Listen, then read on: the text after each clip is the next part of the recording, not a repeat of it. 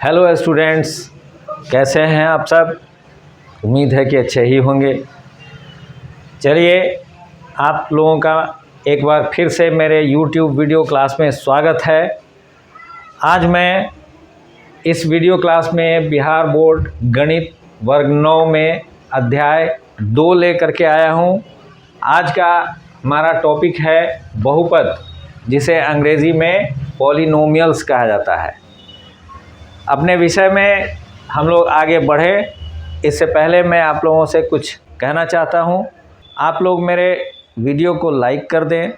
जो इस चैनल पर नए आए हैं, मेरे वीडियो क्लास में आज पहली बार आए हैं, वो मेरे चैनल को सब्सक्राइब भी कर दें। और अंत में मैं यह कहना चाहूँगा कि यह वीडियो को अंत तक देखें। बहुपद या पॉलिनोमियल बहुत हल्का चैप्टर है, बहुत भारी नहीं है, लेकिन बहुत ही महत्वपूर्ण है, इम्पोर्टेंट है।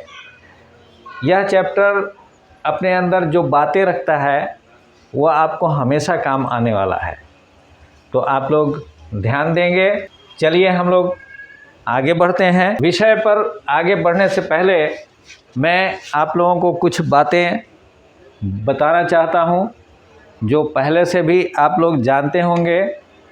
आप लोग यह जानते हैं, एक होता है चर राशि, चर, जिसे अंग्रेज़ी में वेरिएबल कहा जाता है। जैसे आप लोग देखते हैं बीजगणित में x, y, z, m, n, p, q, ऐसी राशि जिसका मान समय समय पर बदल सकता हो। यानी अभी उसका मान कुछ है, दूसरे प्रश्न में उसका मान कुछ हो जाएगा। तो ऐसे किसी भी राशि को जो बीजगणित में इस्तेमाल होता है, जिसका मान हमेशा बदलता रहता है, उसको चर राशि कहते हैं। और चर राशि को अंग्रेजी के छोटे अक्षरों से, ज़्यादातर अंग्रेजी के छोटे अक्षरों में सूचित किया जाता है, जैसे x, y, z, m, n, p, q इत्यादि से चर राशि को हम लोग सूचित करते हैं, लिखते हैं। एक होता है अचर, जिसे अंग्रेजी में कांस्टेंट कहा जाता है। यह ऐसी राशि है जिसका मान कभी बदलता नहीं है, सदा एक रहता है। जो उसका मान है वो फिक्स होता है। जैसे हम लोग अगर लिखते हैं 5, तो यह हमेशा 5 ही रहेगा। इसका मान 6 नहीं हो जाएगा, 8 नहीं हो जाएगा। -2, 3, 205, यह सब अचर राशि हैं, इनका मान कभी नहीं बदलता है। तो बीजगणित चर और अचर राशि को लेकर के चलने वाला गणित है। हम लोग इसके बारे में फिर आगे और डिटेल से जानते हैं। अगला हमारा है पद, जिसको अंग्रेजी में टर्म्स कहते हैं। आप जानते हैं बीजीय व्यंजक आप लोगों ने पढ़ा होगा। बीजीय या बीजगणितीय या बीजगणितीय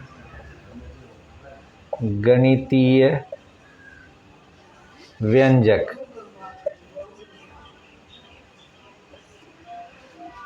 आप देखें यहाँ पर अगर लिखा हुआ है 2x, 3x²,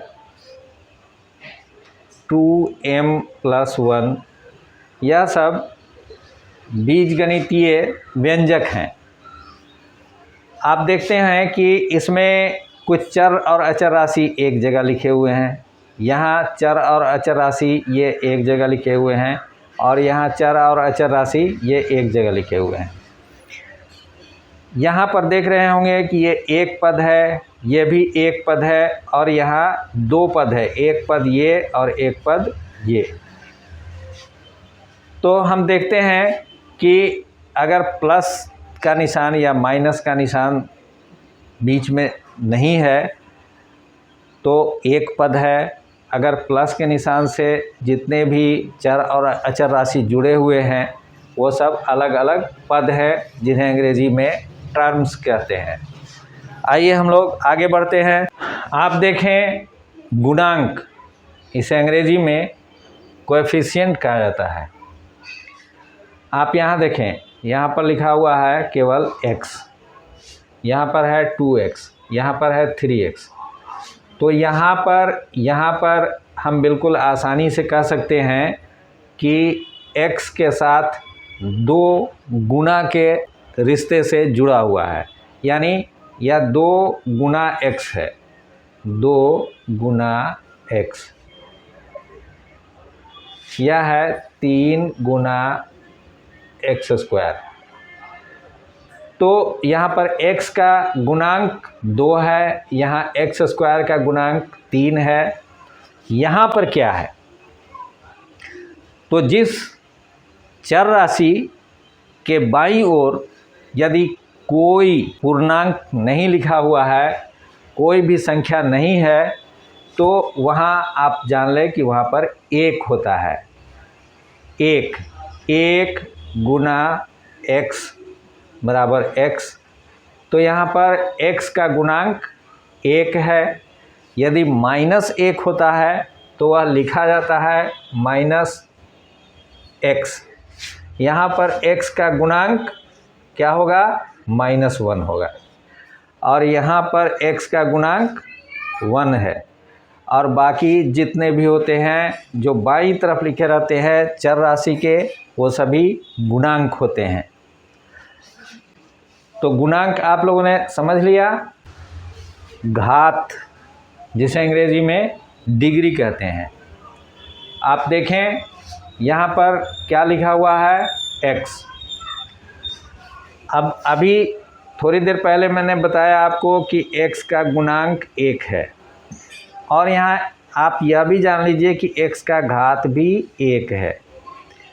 यह गुणांक 1 और घात 1 दोनों नहीं लिखा जाता है, तो दोनों के जगह पर हम खाली x लिखते हैं, केवल x।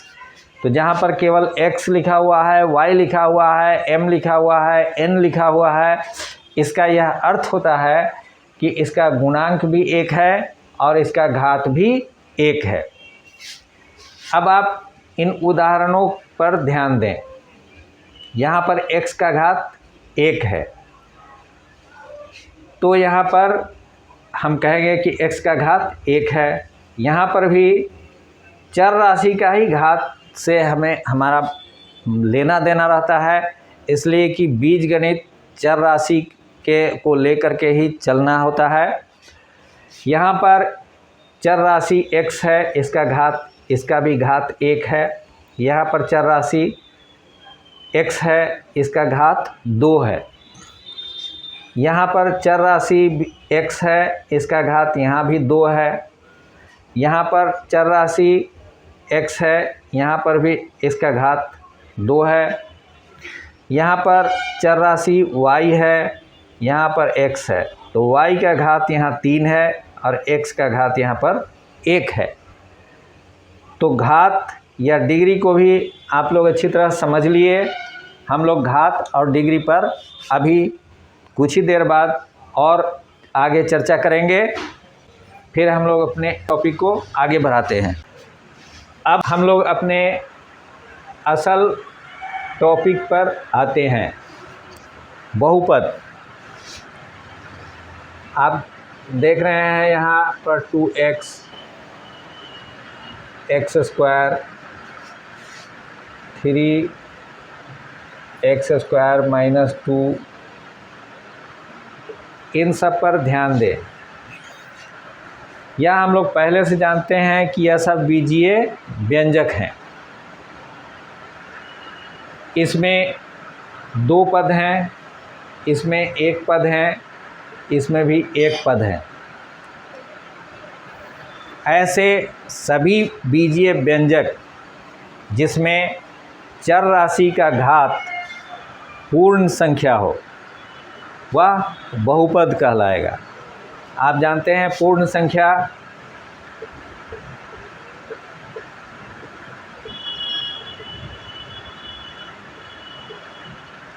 यह शून्य से शुरू होता है, 1 2 3 4, ये सभी पूर्ण संख्या है। तो जब किसी भी बीजीय व्यंजक का घात पूर्ण संख्या होगा तो हम उसे बहुपद या पॉलिनोमियल्स कहेंगे। आइए हम लोग बहुपद पर आज विशेष चर्चा करेंगे। बहुपद के बहुत सारे प्रकार हैं, कितने प्रकार के बहुपद होते हैं इत्यादि इत्यादि। देखिए यहाँ पर पहला है एक चर वाले बहुपद, पॉलिनोमियल्स इन वन वेरिएबल। पहले हम लोग इसको देख लेते हैं।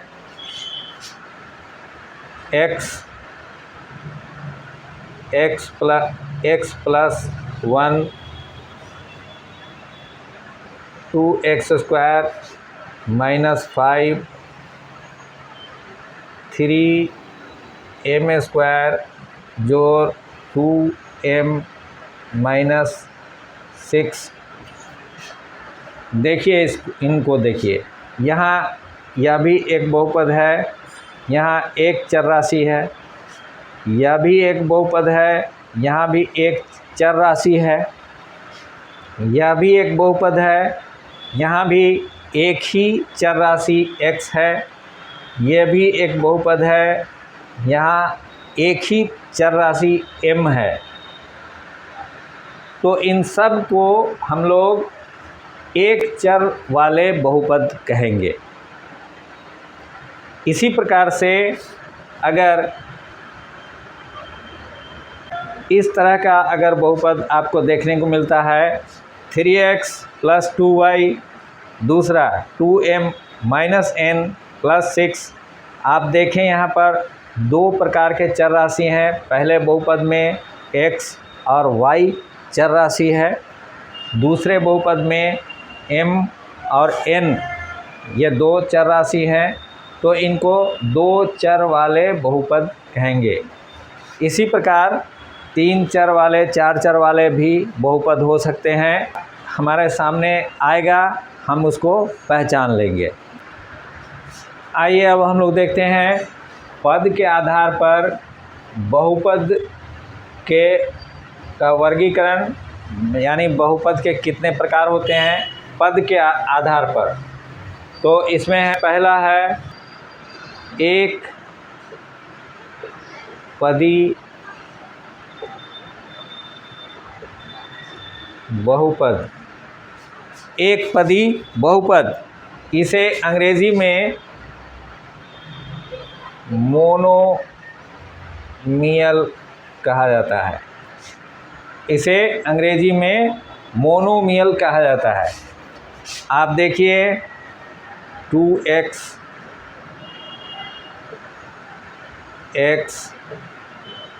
3m 5y³ यह चार उदाहरण आप देख रहे हैं। इसमें कोई भी प्लस माइनस का चिन्ह नहीं है। यह सब एक पद हैं, एक पद हैं। पद के बारे में हम लोग पहले भी चर्चा कर चुके हैं। तो यह एक पॉलिनोमियल भी है, बहुपद भी है, और इन्हें हम कहेंगे एक पदी बहुपद या मोनोमियल। दूसरा है द्विपद बहुपद, इसे अंग्रेजी में बायोनोमियल कहा जाता है। ऐसे बहुपद जिनमें दो पद होते हैं। आप देखें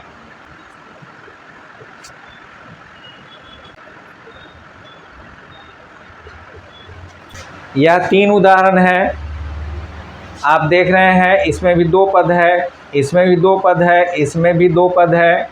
ये सब बहुपद हैं और दो पद वाले बहुपद हैं, इसलिए इन्हें द्विपद बहुपद या बायोनोमियल कहा जाता है। तीसरा है त्रिपद बहुपद, ट्राइनोमियल्स।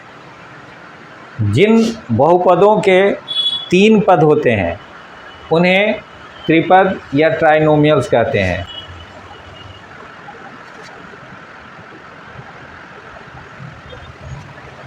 आप देख रहे हैं इन दोनों बहुपद में 3-3 पद हैं, इसलिए इन्हें त्रिपद बहुपद कहा जाता है। तो आप एक पद वाले द्विपदी बहुपद और त्रिपद बहुपद समझ गए होंगे। चलिए हम लोग आगे बढ़ते हैं। आइए अब हम लोग देखते हैं घातांकों के आधार पर बहुपद का वर्गीकरण। घातांक के बारे में हम लोग पिछले अध्याय में भी जान चुके हैं और अभी शुरू में भी हम लोग चर्चा किए हैं। तो यहाँ देखिए, जिस बहुपद में चर राशि का घातांक अधिकतम 1 होगा, आप फिर से इस पर ध्यान दीजिए, जिस बहुपद में चर राशि का घात अधिकतम 1 होगा उसे रैखिक बहुपद कहते हैं।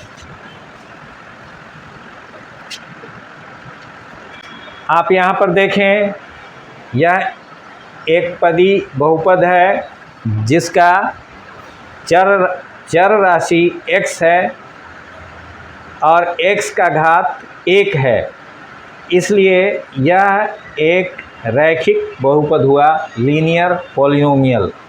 यहाँ पर देखिए 3x + 1, इसमें चर x है और इसका घात 1 है। आपको मैंने अभी बताया था कि जिस चर राशि x, y, a, b, c, m, n, p, q कुछ भी हो, इसमें कोई पावर, कोई घात नहीं लिखा हुआ हो तो वह 1 होता है। तो यहाँ आप देख रहे हैं कि इन सभी में यहाँ भी चर राशि y है, इसका भी घात 1 है। तो यह सब रैखिक बहुपद हुआ, लीनियर पॉलिनोमियल्स। दूसरा है द्विघाती बहुपद, इसे अंग्रेजी में क्वाड्रेटिक पॉलिनोमियल कहा जाता है। जिस बहुपद में चर राशि का अधिकतम घात 2 हो। यहाँ पर आप देखिए,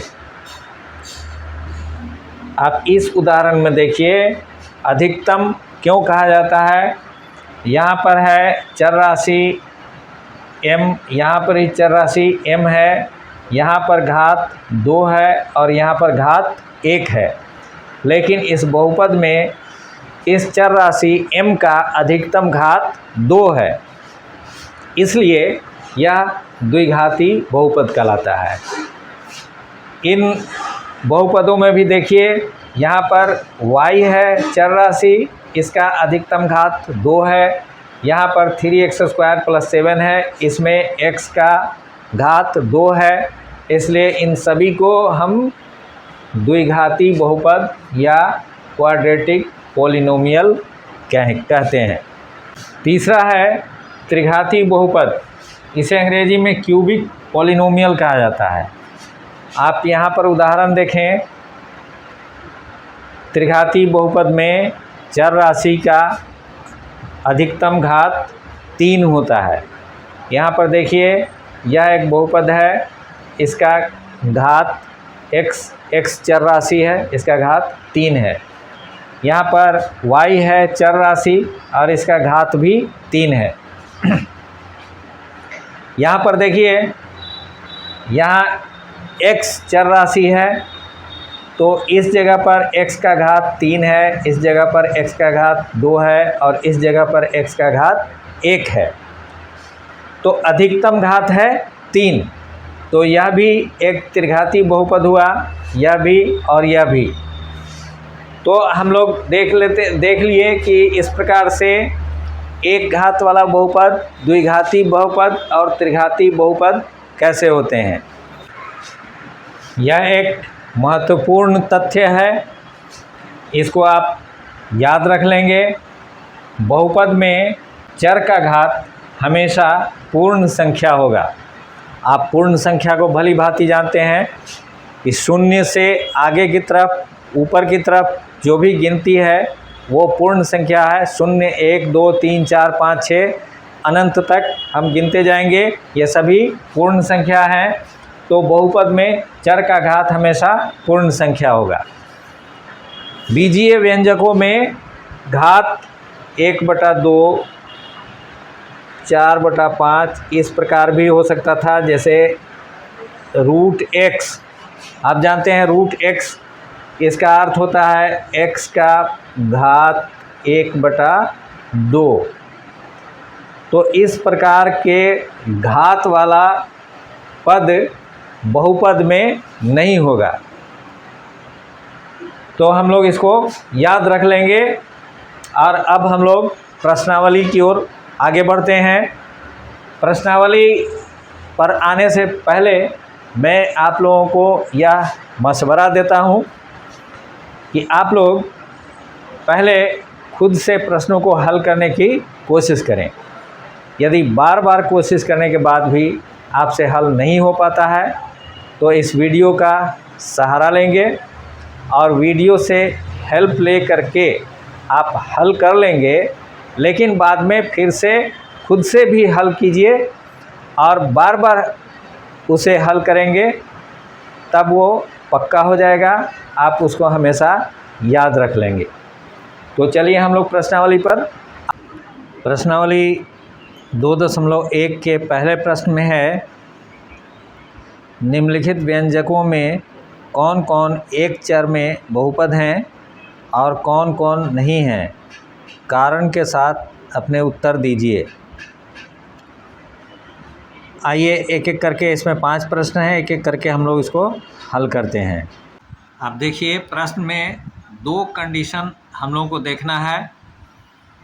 एक तो एक चर में बहुपद, यानी बहुपद होना चाहिए और चर एक होना चाहिए।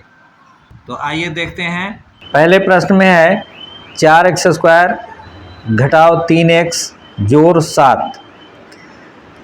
तो यह तो साफ जाहिर है कि यह बहुपद है और यहाँ पर घात वगैरह सब सही है और चर भी एक ही है। तो एक चर वाला एक चर है x, तो यह आप लिख देंगे कि यहाँ चर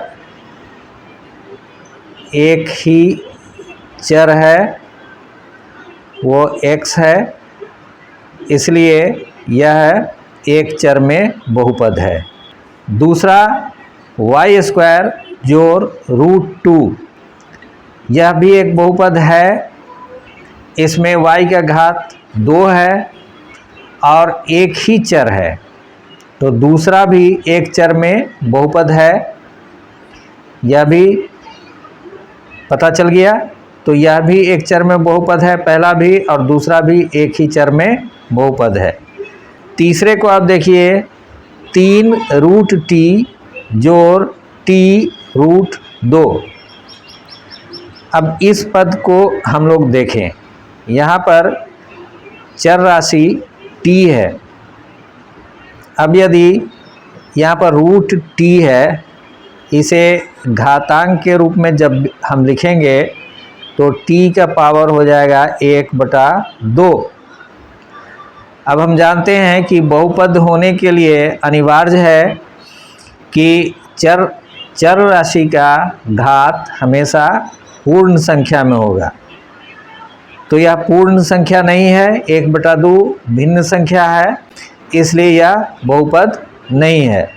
सब लोगों को ये बात समझ में आ गई होगी। चौथा को देखिए, y जोड़ 2/y।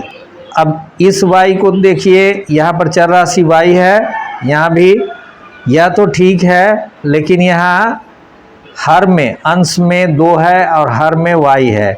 आप घातांक के नियम से आप जानेंगे कि इसको हम सही से अगर लिखते हैं तो यह हो जाएगा y जोड़ 2y का पावर -1। तो यहाँ पर यह है पूर्णांक है, पूर्ण संख्या नहीं है। किसी भी बहुपद के लिए चर संख्या का घात हमेशा पूर्ण संख्या होगा, तो यह उस शर्त को पूरा नहीं करता है, इसलिए यह एक बहुपद नहीं है। पांचवा को देखिए, x का पावर 10 जोड़ y का पावर 3 जोड़ t का पावर 50। तो यह तो बहुपद है, यह साफ बात है, लेकिन यहाँ एक चर राशि नहीं है बल्कि 3 चर राशि है, इसलिए यह एक चर राशि में बहुपद नहीं है, 3 चर राशि में बहुपद है। पहला प्रश्न हम लोगों का हल हो गया।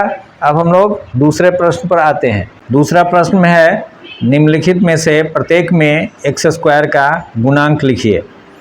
इसमें पहला है 2 जोड़ एक्स स्क्वायर जोड़ एक्स। आप यहाँ देखिए एक्स स्क्वायर है और इसके बगल में कुछ नहीं है। अभी परिभाषा बताने के समय मैंने बताया था कि जब बाईं ओर कोई संख्या नहीं लिखा हुआ है तब गुणांक 1 होता है, इसलिए यहाँ एक्स स्क्वायर का गुणांक 1 प्लस 1 है। प्लस 1 नहीं लिखा जाता है, केवल 1 लिखेंगे।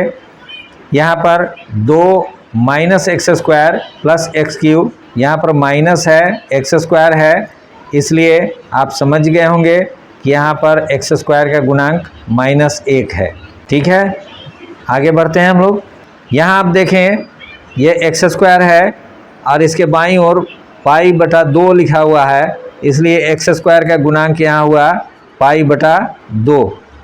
क्लियर है। चौथा में है √2x घटाओ 1।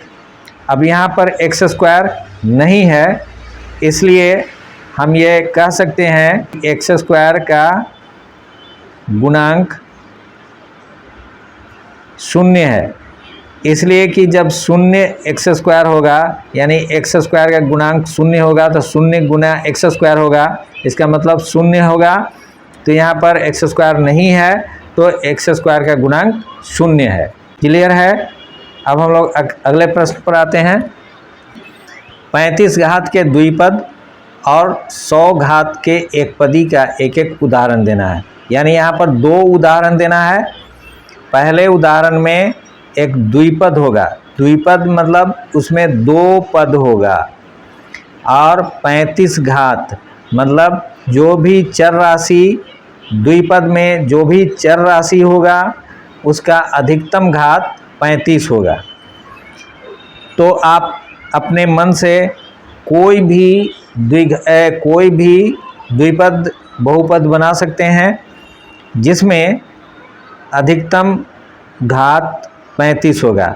तो आप देखिए यहाँ पर हम लिख सकते हैं 5x का पावर 35 जोड़ x। आप यह भी नहीं तो आप लिख सकते हैं x का पावर 35 घटाओ 1।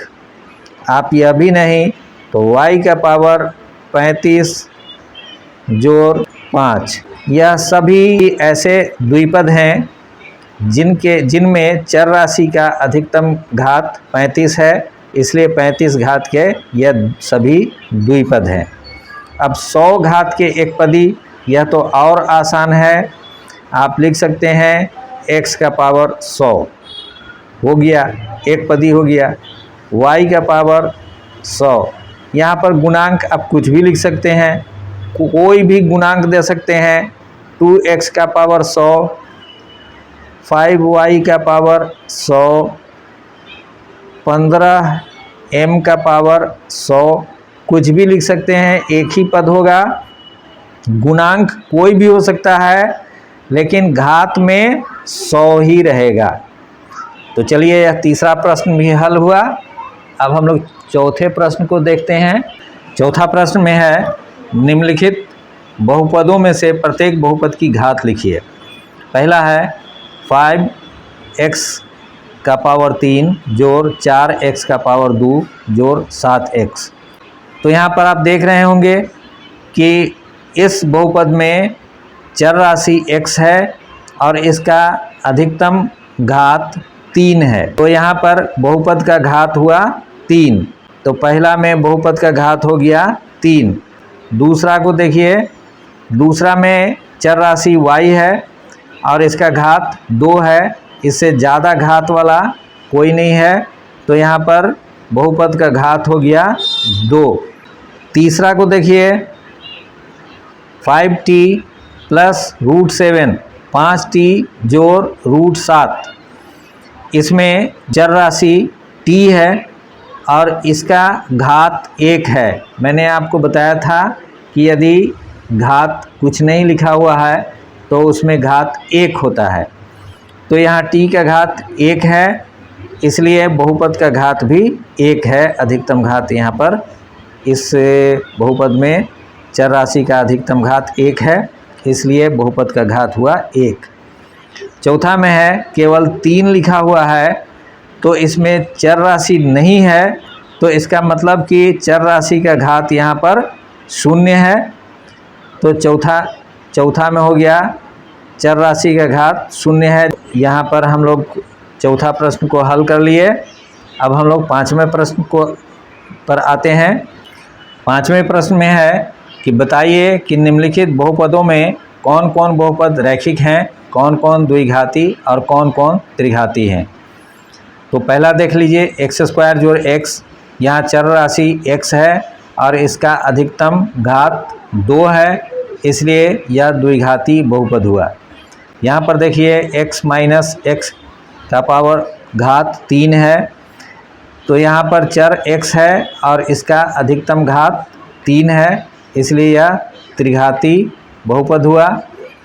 तीसरा देखिए y जोड़ y² जोड़ 4, यहाँ चर राशि y है और इसका अधिकतम घात 2 है, इसलिए यह द्विघाती हुआ। यह त्रिघाती हुआ, यह भी द्विघाती हुआ।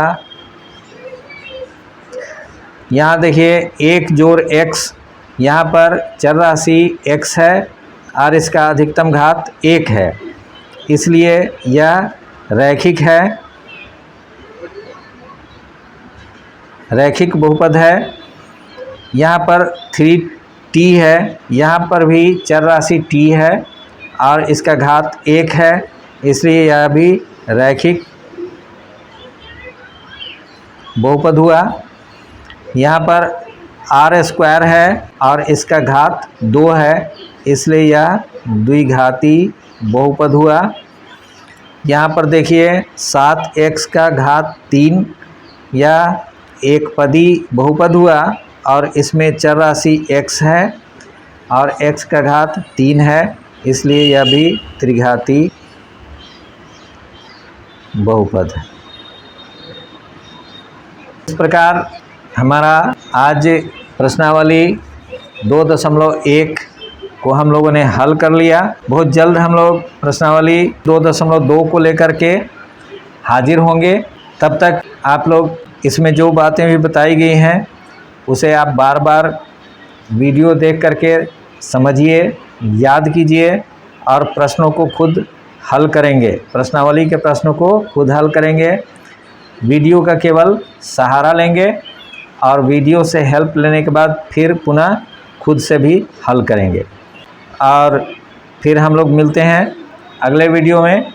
आप लोग को अगर मेरा यह वीडियो अच्छा लगता है, यह आपके लिए लाभप्रद है, तो अपने दोस्तों में, मिलने वालों में ज़रूर शेयर करें।